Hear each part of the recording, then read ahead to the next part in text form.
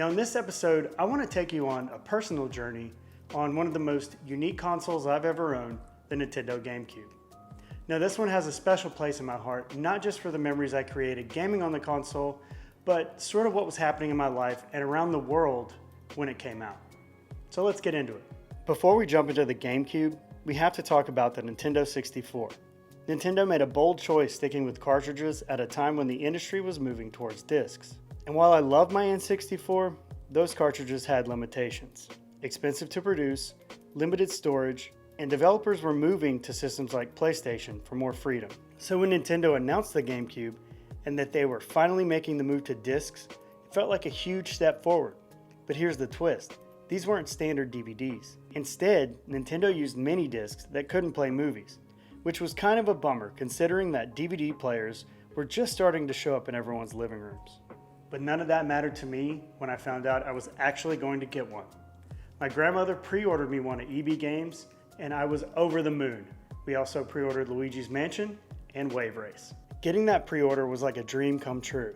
I spent the weeks leading up to the launch poring over every magazine and any information I could. My excitement was at an all-time high, and it felt like the GameCube was going to be a whole new era of gaming. In our 11 o'clock edition of Eyewitness News, the unthinkable happened today. The World Trade Center, both towers, gone, and we are all witnesses to it, and to some degree we are all victims tonight. But then, September 11th happened. Like everyone, I remember exactly where I was. It was a tragic, life-changing moment for all of us. And suddenly, video games didn't feel so important. The world changed that day, and it put a lot of things into perspective. But in a strange way, as the dust settled and life returned to a sense of normalcy, I found myself grateful for the GameCube. Nintendo has a way of bringing a little bit of magic into our lives, and this launch couldn't have come at a better time. That fall, I was also at a turning point in my life. This was the year I was going to graduate high school, thinking about college and feeling like I was on the edge of adulthood. The GameCube became part of that transition.